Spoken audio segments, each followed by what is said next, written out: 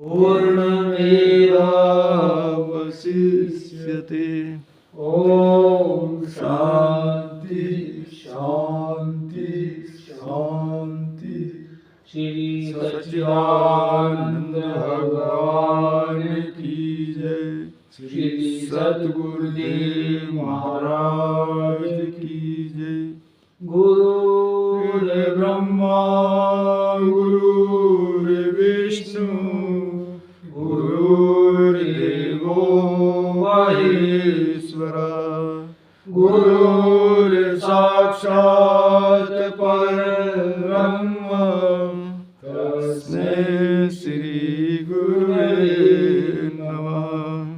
वेद वेदांत सन्निष्टं श्रोत्रियं बोधरूपुण चिदानंद रसास्वादं प्रकाशं परमं नमः।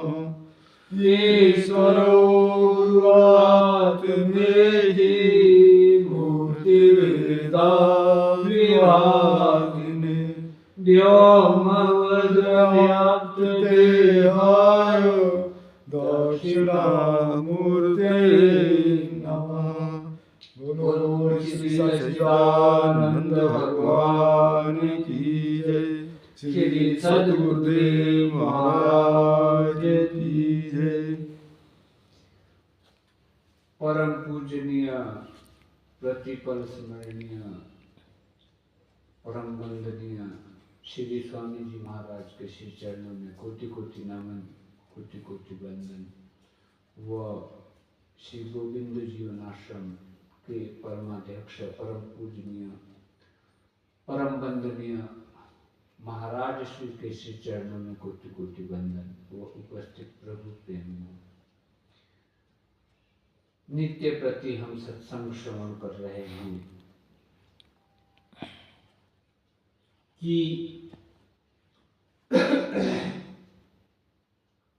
एक दिन जो है हमें वो काल खा जाएगा। अभी सत्संग भी हम कीर्तन भी हमने भजन श्रवण करे कि वो काल एक ना एक दिन हम लोगों को खा जाएगा। उससे पहले जो है हम लोग परमात्मा का भजन कर ले। ये जो मनुष्य चोला है इसको भजन करके सार्थक कर ले। ये अनेक लाख योनियों के जब पुण्य इकट्ठे होते हैं तब जो है साधु संत बोलते हैं ये मनुष्य चोला प्राप्त होता है। उसमें भी यदि हमने इसको जो है संसार के विषय भोगों में, व्यर्थ के प्रलापों में, व्यर्थ के क्रियाकलापों में अगर नष्ट कर दिया तो फिर दोबारा ये मिलने वाला नहीं है। मनुष्य चोला बड़े पुरुषार्थ से, परमात्मा की अनुकंपा से, कृपा से हम लोगों को प्राप्त हुआ है। तो यही साधु संत समझा रहे हैं, ऋषि मुनि हम लोगों को समझा रहे हैं, शास्त्र हम लोगों को संकेत कर रहे हैं कि अभी भी जाग जाओ। जो बीत गई सो बीत गई, परंतु अभी भी हम लोग अगर जाग जाए तो अपने जो जीवन का लक्ष्य है उसको हम लोग प्राप्त कर सकते हैं। हमारा जो स्वरूप है, सतचित आनंद स्वरूप है, उसको जो है हम लोग जान सकते हैं, उसको हम लोग पा सकते हैं। यही साधु संत हम लोगों को श्रवण करा रहे हैं शास्त्रों के माध्यम से कि गया समय फिर लौट के नहीं आता। अगर हम लोगों को ये समझ में आ गया कि समय का महत्व कितना है, अभी जैसे पूर्व का समय बीत गया है 4 बजे, 4 बजे, अब आज के 4 कभी नहीं बजेंगे। तो अगर इसको हमने आज के दिन को, आज का दिन बीत गया सो बीत गया, इसको शुभ कर्मों में लगा दिया, इसको जो है परमात्म चिंतन में, साधन भजन में अगर हम लोगों ने सत्संग श्रवण करने में लगा दिया तो ये समय हमारा सार्थक हो गया। नहीं तो जो है व्यर्थ के प्रलाप में, व्यर्थ के क्रियाकलाप में, सांसारिक कार्यक्रमों में हम लोग जो है इसको नष्ट कर रहे हैं। अगर जागृति हम लोगों को आएगी तो वो सत्संग ही, केवलम सत्संग में ही जागृति, साधु संत बोलते हैं कि उसी को श्रवण करने से हम लोगों को जाग आएगी, हम लोग अपनी ओर लौटेंगे, उस आनंद जो हमारा स्वरूप है उसकी ओर जो है हम लोग लौट सकते हैं। व्यर्थ में हम लोग संसार के क्रियाकलापों में दुखी हो रहे हैं। ईर्ष्या, राग, द्वेष, काम, क्रोध, मद, मत्सर, अनेक जो ऐसे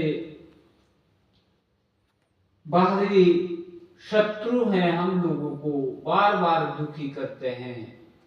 तो उस दुख से बचने के का एकमात्र जो है साधन है वो सत्संग है। अगर हम लोग सत्संग का आश्रय ले ले तो धीरे धीरे दुख की निवृत्ति शुरू हो जाती है साधक के जीवन में। तो हम श्रवण कर रहे हैं वशिष्ठ जी महाराज रामचंद्र जी के माध्यम से हम सभी जीवों को समझा रहे हैं कि आनंद का जो आधार है वो एकमात्र सत्संग ही है। उसी से ही हम लोगों के अंतर में जागृति आ सकती है और आनंद का प्रवेश हो सकता है। तो हम श्रवण करते हैं वशिष्ठ जी महाराज क्या कह रहे हैं।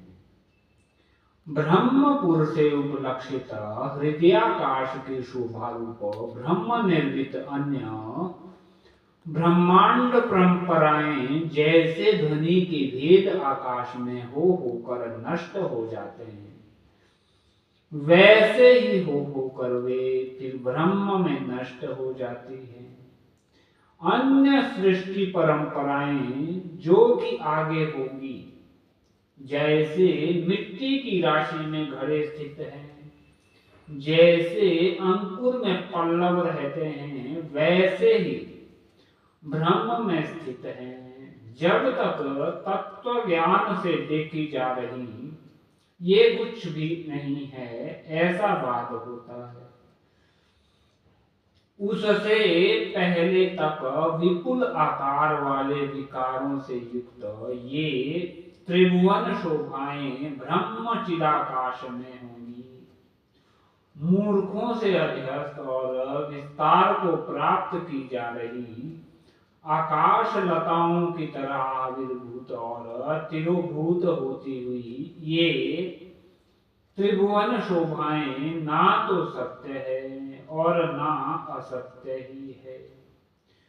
सभी अपने अंतर्गत सृष्टि समष्टि रूप ब्रह्मांडों की सृष्टियां तरंग के समान नश्वरता रूप धर्म वाली, देखते ही नष्ट होने वाली और विचित्र आकार वाली प्राणियों की चेष्टाओं से युक्त है।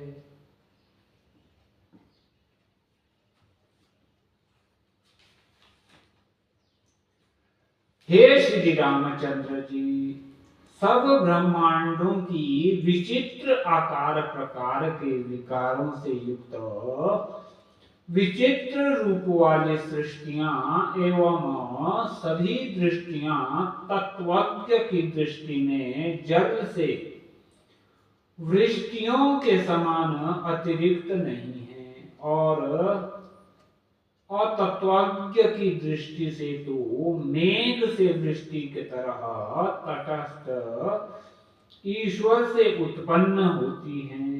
परमार्थ दृष्टि से तो अज्ञ वो तत्ववेता सबकी दृष्टि से सब सृष्टियां जैसे जड़ों द्वारा सींचे गए द्रव्य रूप भूमि के जल को धारण करने वाली नाड़ियां, त्वचा, पत्र, कांटे आदि सेमर से अतिरिक्त नहीं है, वैसे ही ब्रह्म से अतिरिक्त नहीं है। हे श्री रामचंद्र जी, स्थूल भूतों से बनी हुई देहादि सृष्टियों में और सूक्ष्म भूतों से बनी हुई इंद्रियादि सृष्टियों में परमाकाश से उत्पन्न हुए भूत सूक्ष्म नामक पंच तन्मात्र रूप मायामल रूपी सूत्र की स्फटिक रुद्राक्ष से गूंथी हुई माला के समान सब पदार्थ हैं। कभी पद्म से उत्पन्न हुए ब्रह्म